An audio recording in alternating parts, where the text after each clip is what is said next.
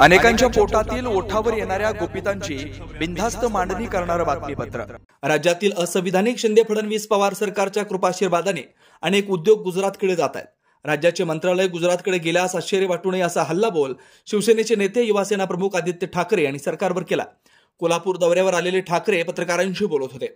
संविधानाच्या चौकटीत न्याय केल्यास 40 गद्दार अपात्र होतील। उशिरा मिळालेला न्याय हा अन्याय असतो असं सांगत आदित्य ठाकरे यांनी आज संविधानाच्या चौकटीत न्याय केल्यास 40 गद्दार बाद होऊन अपात्र होतील असा विश्वास व्यक्त केला। या प्रकरणात विधानसभा अध्यक्ष राहुल नार्वेकर स्वतःचं नाव खराब करून न घेता महाराष्ट्र हिताचा निर्णय घेतील असा याचा फैसला सुद्धा होईल असंही ठाकरे यांनी सांगितलं। दोन्ही राजकीय पक्षांनी परिवार फोडून भाजपने काय मिळवलं? केंद्राने राज्यातील सत्तेचा गैरवापर करत राष्ट्रवादी काँग्रेस आणि शिवसेना पक्ष फोडून भारतीय जनता पक्षाला काय मिळालं याचा त्यांनी विचार करावा। सत्तेसोबत गेलेल्या 40 आमदारांची कारकीर्द तर संपुष्टात आली आहे, ते पुन्हा निवडून येऊ शकत नाहीत, मात्र ते सत्ता मिळाल्याचा आनंद व्यक्त करतायत, हे कशासाठी असा प्रश्न पडायला हवा। लवकरच निवडणुकीत राज्यातील जनता भाजपला जागा दाखवेल असंही ठाकरे यांनी यावेळी म्हटलंय।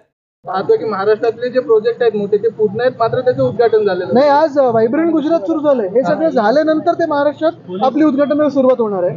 पण अजून एक आहे, बुलेट ट्रेनची जागा आपल्या बीकेसी मध्ये, महाराष्ट्रातल्या बीकेसी मध्ये जी काही जागा होती ती फुकट दिली आहे बुलेट ट्रेनला, पण टोल MTHL ला लावलाय। म्हणजे आपण महाराष्ट्रातले जर नागरिक असू तर तुम्ही पैसे भरा, पण आम्हाला सगळं फुकट पाहिजे। अध्यक्षांच्या सगळ्या अपात्र त्या भूमिकेसंदर्भात अध्यक्षांची काय भूमिका आहे आपण गेल्या काही दिवसापासून बघतच होतो, मात्र आता काही तास उरलेले आहेत, तुम्हाला अपेक्षा आहे का अध्यक्षांकडून न्याय मिळेल? अपेक्षा तर 1.5 वर्ष त्यांनी एवढं खेचल्यानंतर न्याय काय मिळेल? Justice delayed is justice denied हेच आहे। पण नक्की जर तुम्ही पाहिलं तर 2 इथे प्रकार होऊ शकतात। एक आहे जी डॉक्टर बाबासाहेब आंबेडकरांनी संविधान आपल्याला लिहून दिलेलं आहे त्याप्रमाणे गेलं तर 40 गद्दार हे बाद झाले पाहिजे। पण जे भाजपला संविधान लिहायचंय आणि डॉक्टर बाबासाहेब आंबेडकरांचं संविधान बदलायचंय त्याप्रमाणे गेले तर आम्ही बाधू। पण मुख्य गोष्ट हीच आहे की हा प्रश्न नुसता आमच्याबद्दल नाही, नुसतं शिवसेना उद्धव बाळासाहेब ठाकरे पक्षाबद्दल नाहीये। जग बघत आहे की ज्या जगात आपण भारताला लोकशाही म्हणून मानतो त्या भारतात आता लोकशाही आणि संविधान टिकणार की नाही ह्याचं लक्ष सगळ्या जगाचं आपल्या महाराष्ट्रावर आहे आणि स्वतःचं नाव खराब करून घेणार नाहीत ही माझी अध्यक्षांकडून अपेक्षा आहे। कारण काल तर त्यांनी तसं केलेलं आहे। प्रत्येक पाऊल स्वतःची बदनामी करायची, महाराष्ट्राची बदनामी करायची, एवढा असा प्रकार मी कधीही आधी पाहिला नव्हता। तर आम्हाला काही फरक पडणार नाही, अजितदादा पवारांचे आमदार आहेत असं गिरीश महाजन म्हणतात, कसं बघताय? आता हे जे गद्दार त्यांच्या बाजूने गेलेले आहेत त्यांनी ह्याच्यावर विचार करावा। त्यांचं राजकीय करिअर संपवून 2 पक्ष फोडून आणि मग एक परिवार फोडून काय नक्की भाजपाने मिळवलं या राज्यासाठी हा प्रश्न पडतोच ना। म्हणजे माझं जे दुःख आहे ते हेच आहे, सत्ता गेल्याचं दुःख नाहीये।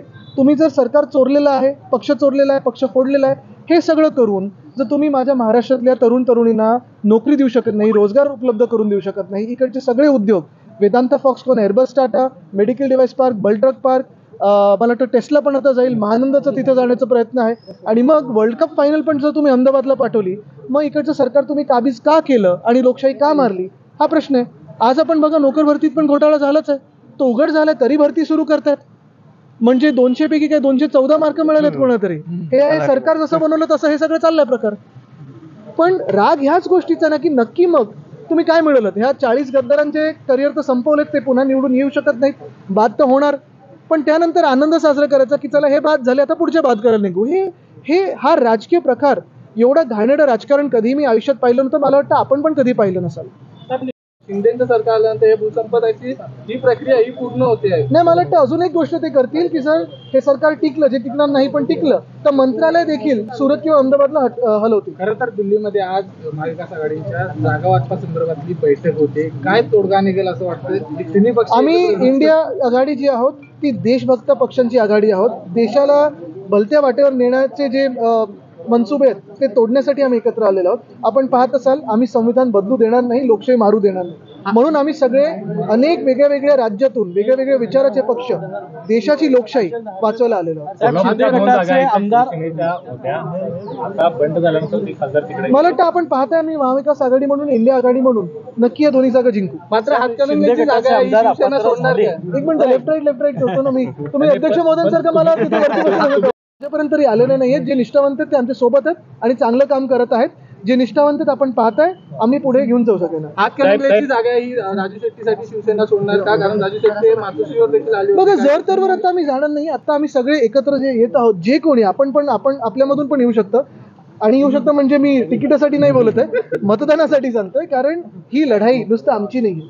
नुसतं निवडणुकीच्यासाठी नाही आहे. आणि मी परत एकदा सांगेन, केंद्रात सरकार कोण बनवेल, कसं बनवेल हा फार नंतरचा विचार आहे. महाराष्ट्र म्हणून आपण विचार करायला पाहिजे. ते गल्ली ते दिल्ली मतदान करताना जे कोणी आपले उमेदवार असतील, जे जिंकून येतील, तर कोण जिंकलं पाहिजे, तर महाराष्ट्राचा आवाज बुलंद कोण करेल ह्याच्यावर आपण विचार केला पाहिजे. कारण दिल्लीच्या हातात जर सगळं काही दिलं तर पहा, चंद्रपूर लोकसभा असेल किंवा पुणे लोकसभा असेल, 1 वर्ष आता लोकसभेत आवाजच नाही आहे. आणि म्हणून तिकडचे विषय इतर लोक मांडू शकतात की नाही मला माहित नाही, पण तिकडचे स्थानिक खासदार नाहीच.